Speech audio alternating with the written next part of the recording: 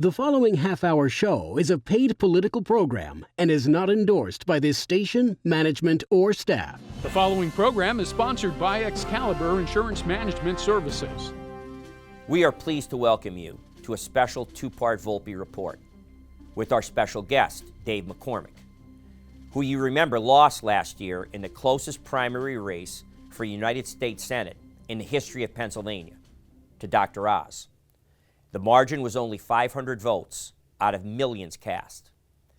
We bring back Dave today as he appears to be everybody's first choice in 2024 to this time capture the Republican nomination for U.S. Senate, which he barely lost last year. He has recently been the darling of national media to promote his new book, Superpower in Peril, a battle plan to renew America. To mention a few, he has been a special guest of Mark Levine and Sean Hannity on Fox National News. He was featured in the Wall Street Journal in a story by Barton Swain, as well as a story by Selena Zito in the New York Post. And today, we bring him to you for two shows. Mr. McCormick has extraordinary qualifications, you may remember. He was born and raised in the Pittsburgh area. His family left when Dave was young and moved to the Bloomsburg area right here in this media market. Dave's father, James, was president of Bloomsburg University and then became chancellor for the Pennsylvania State System of Higher Education.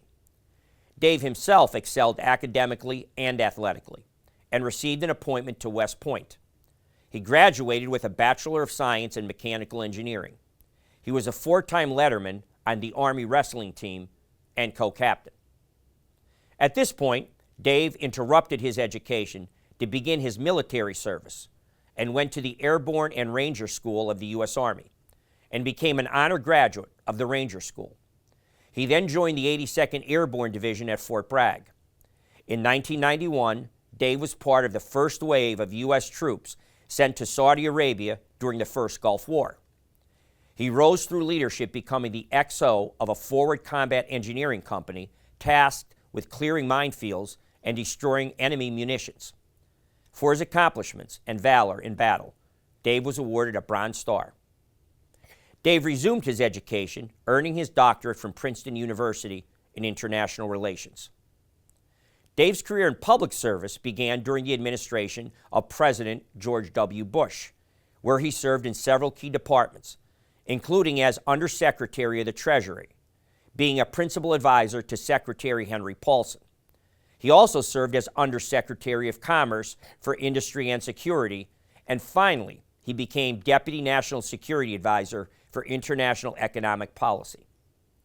We look forward to speaking with Dave today and next week on his book, the details of his plan to renew America, as well as his expert commentary on current events like the collapse of Silicon Valley Bank and Signature Bank. This is the Volpe Report, a weekly news and political interview show examining the latest local, state, and national issues with Chuck Volpe. Insightful, informative, controversial, the area's premier political talk show, the Volpe Report. Dave, welcome back to the Volpe Report. Hey, Chuck, it's so good to be with you. Thanks for having me. My pleasure. I would be remiss if I didn't tell our audience that we feel very honored to have you because you've been a celebrity on national news broadcasts, featured in the New York Post, featured in the Wall Street Journal. I watched you on Hannity last night on Fox News, and on and on and on it goes. You've been a celebrity guest, which brings us to the point of your appearance here. And we very much appreciate, I've told my audience already that we're going to be fortunate to have you for a full hour. We're going to break it up, a half hour this Sunday and a half hour next Sunday, but we need a full hour to talk to you about what's going on. One, current events that are breaking that you spent a lot of your time on Hannity talking about, but primarily for this book, Superpower in Peril, a battle plan to renew America by Dave McCormick. A wonderful book. Thank you for sending me a first copy. I got to read it. The anecdotes, the stories, so the human element, from your private meetings with President Donald Trump to your military academy experiences, how that shaped you, and then But more than that, and I mean this as a true compliment, I read all books, and this was the best book I've read. I'm including the ones that presidential candidates write. So maybe you should think about taking a step higher up. The Republican Party could use this plan, because right now, one of the criticisms, there's almost universal agreement, Dave, that the Democrats have mucked it up. Inflation, the economy's in the tank, our border policy's a catastrophe, we're feckless and weak in terms of our dealings in our national defense, we're being moved on by other powers you'll talk about later. That's a given, but the comeback is always, well, what's the Republican plan? And I have trouble identifying specifics of it myself. You have to talk to whether it's Nikki Haley or whether it's Chris Christie or whether it's Donald Trump, and soon to enter, I'm sure, Ron DeSantis. Well done. Coherent, intelligent, and visionary. So compliments on the book. Talk about writing it. Well, first of all, thanks for having me. It's great to be with you, and we got to know each other well during the campaign, and I'm a big admirer of you and your show, and thanks to give me the platform to talk about the book. And, I started writing the book before I decided to run for office, and I started to write it for the same reason I decided to run for office, which is I thought the country was going in the wrong direction. And I see it just the same way you do. We're in decline. Economically, we're in decline. A $31 trillion debt, record high inflation. From a military perspective, we're losing our edge. We're in decline. The wokeness is really sort of taking over our armed services. And from a spiritual perspective, I think we're losing our way as a country. And my basic premise was, and this is based on American history, decline is not inevitable, but neither is renewable. And it depends on what we do. And so this is the What We Do book. This is the where we should take our country to really bring it back and prevail as its superpower. And I'm in a nutshell, we'll talk about this, but I'm arguing for three things. I'm arguing for educating our people. I'm arguing for confronting China, and I'm arguing for securing America. And that's the battle plan that I'm putting forward here.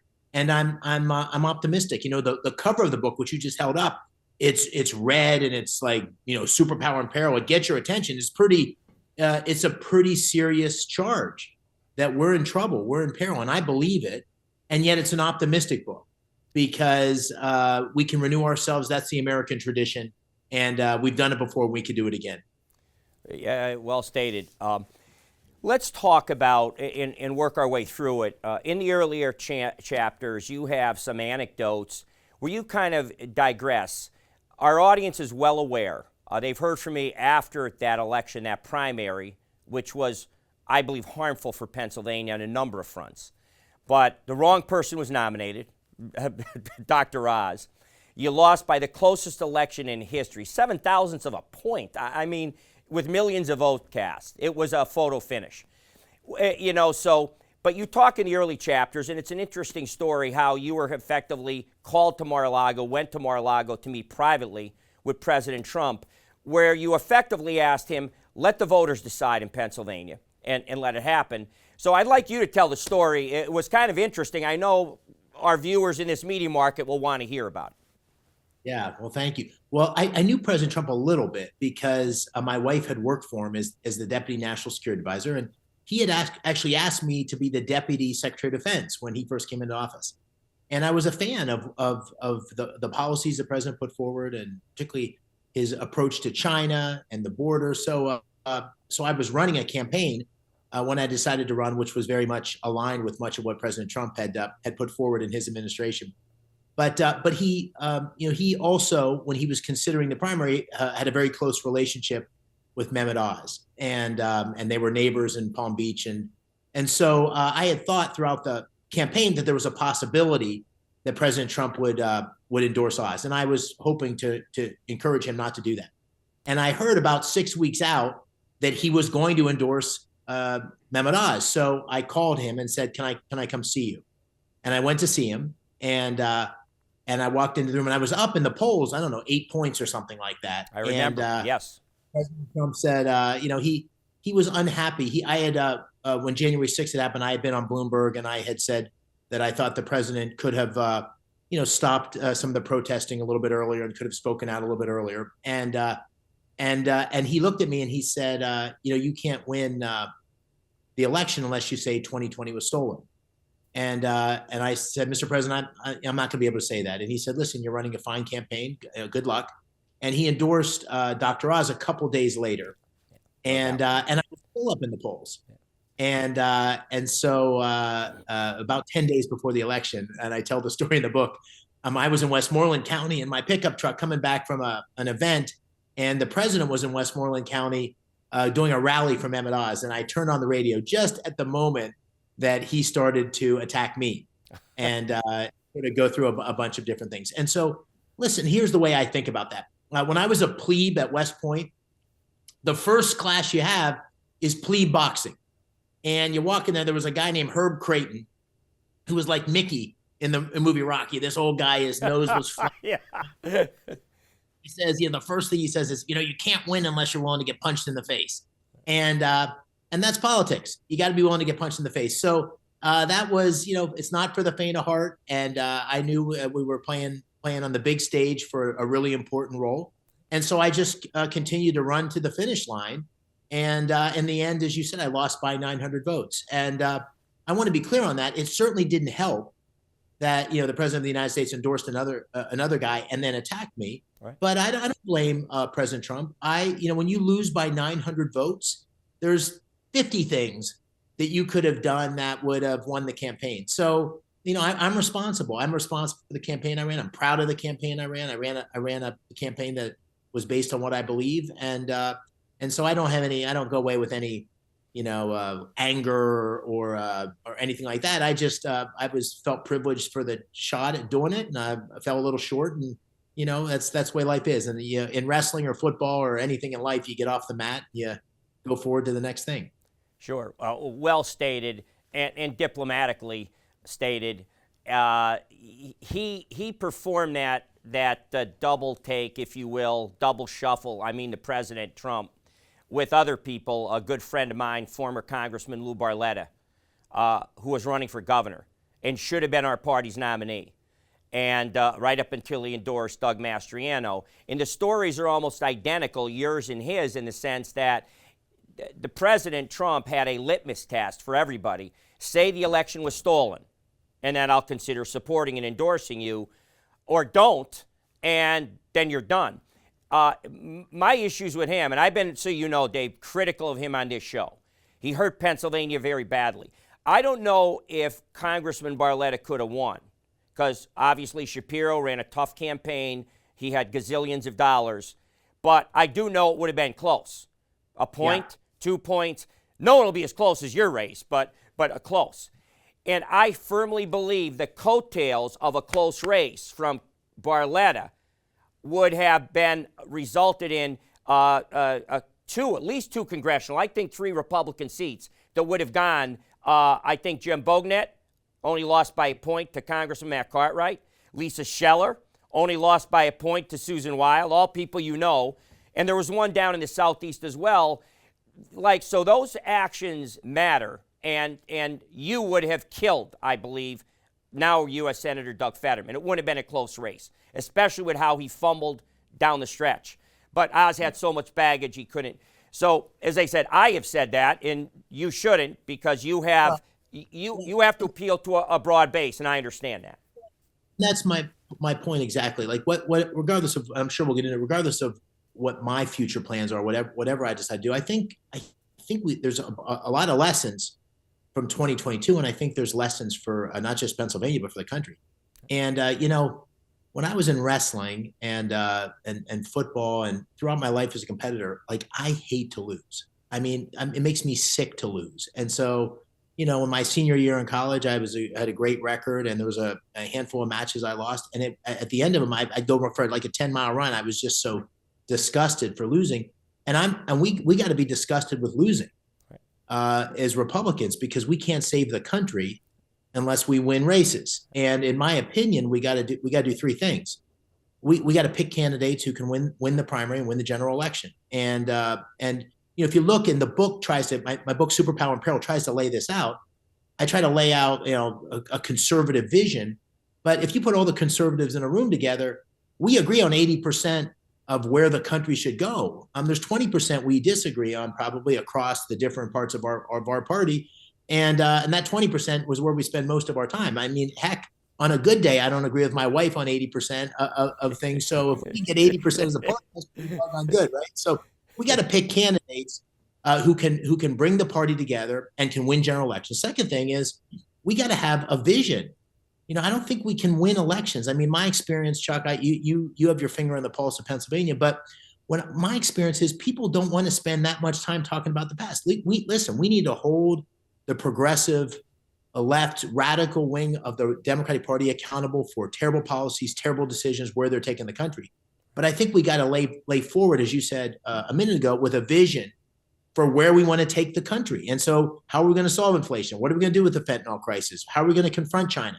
Those are the things that I think we need to run on. We need to have a vision for the future, which is what I'm trying to do for the book. And if the book was really successful, put me aside, this would become something that people would be talking about and could help the Republican Party move forward. The third thing I think we need to do, which I know is controversial, but structurally, we're not going to win elections with the current laws unless we get absentee ballots and embrace that as a party and get our voters to use that when necessary and register more voters. And you can't win in a purple state if you start 500,000 votes down, as Mehmet Oz did, because the other guy already got the absentee ballots in. So that's my view of things, and it's my view, my experience from 2022, but also just obvious, I think, if you look at the reality of the electorate. And Dave, an important point before we take our first break, I think, is this, and that is that politics is power. You have to win elections. You have a wonderful book and a vision. I hope you get to implement it in the United States Senate.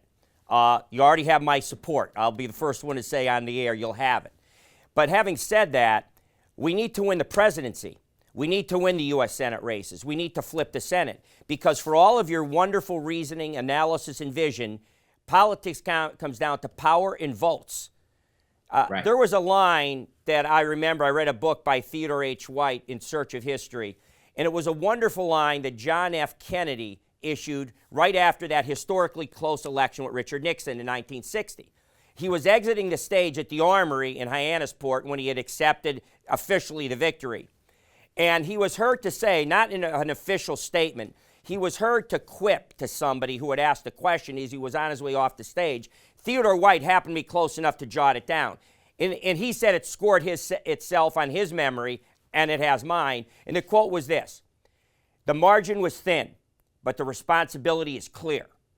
And that's what elections do in this country. I'd add my own little point, and therefore, for want of a vote, you either have all the power in the world to execute visions or nothing, right? So at any rate, that's what's at stake next year, and we're going to get back after this break to your message for the party and for Pennsylvania and your book. Thanks, Dave. We'll be right back. In a recent guest spot on the Volpe Report, Pennsylvania Republican Auditor General Tim DeFore said he is on board with the concept of requiring state education curriculums to include financial literacy in their programs, as well as making it a prerequisite for graduation. As it turns out, it is a growing problem in the United States. A Standard & Poor's recent survey found that only 57% of U.S. adults are financially literate. This was measured by those exhibiting knowledge across 4 basic financial concepts: risk diversification, numeracy, inflation, and compound interest. As of today, only 21 of 50 states require in their school curriculums some sort of financial literacy in order to graduate. The Pennsylvania legislature has approved bills to include financial literacy in our curriculums. You've heard me say numerous times on my show that many Americans lack the financial wherewithal to handle a $400 emergency. That said, most financial professionals advise establishing a minimum reserve of 3 to 6 months of monthly expenses, if you can. Perhaps the leading cause of financial debt and stress comes from credit card debt. Many people accumulate excessive credit card debt because they do not maintain a household budget. They do not understand finances. and they lack in the mechanism to encourage discipline. It is important to plan and save enough to provide adequate income for retirement while avoiding high levels of debt that might result in bankruptcy. Defaults and foreclosure are also a problem. Teaching financial literacy in schools would go far in preparing the next generation for a financially secure future. Before we turn fully to the book, most of which we're going to cover in part 2 because we have the time to do that, I also want to, my audience knows I was an old trial lawyer, and before you get into things with experts, you have to lay the foundation. Your opinion has a lot more credibility. The fact that you're a West Point graduate and along with Annapolis, 2 of the finest military academies that train our young people in America. So that experience, coupled with your deployment to Iraq in Operation Desert Storm as part of the Gulf War in 1991.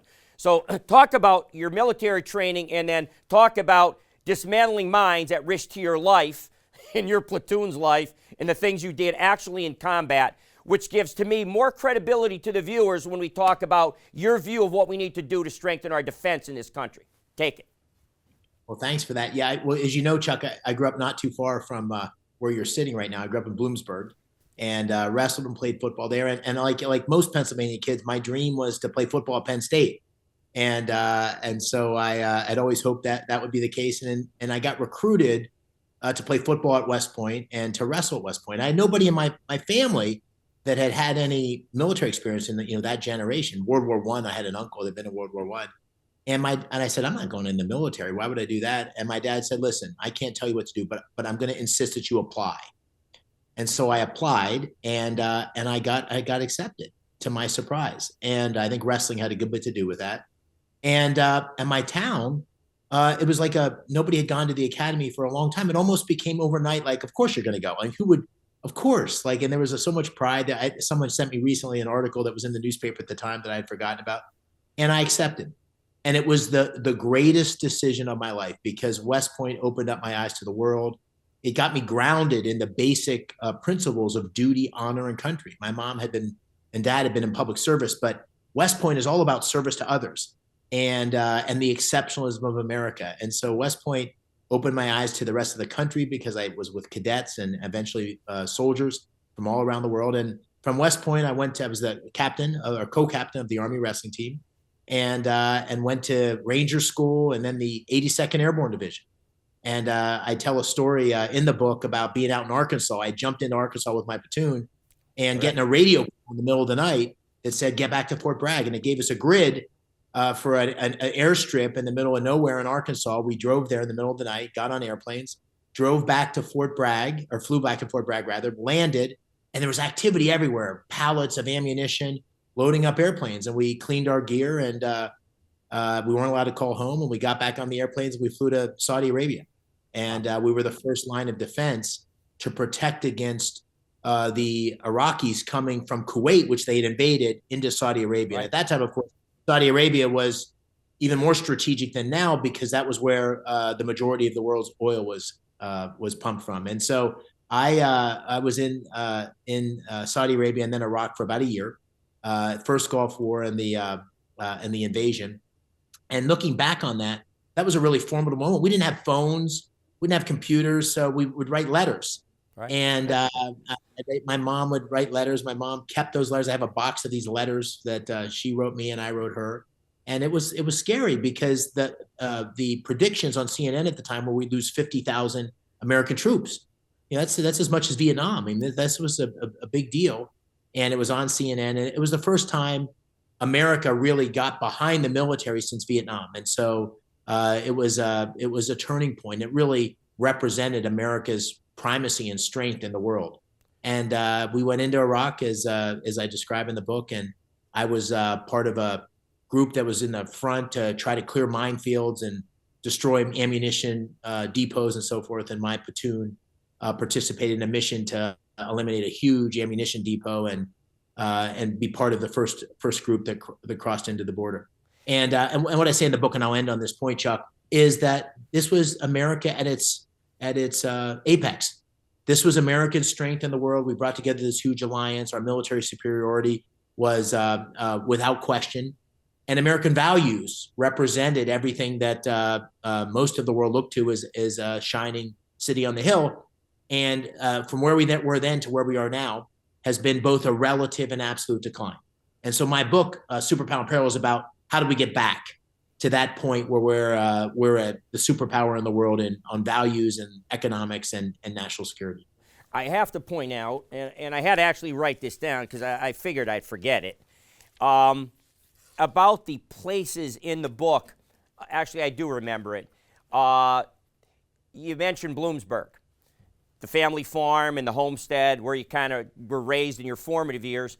But you also took summer vacations in another great part of the state. Having run for governor and having business interests all over Pennsylvania, I think I mentioned we insure about 400 municipalities from the Ohio border to the eastern border.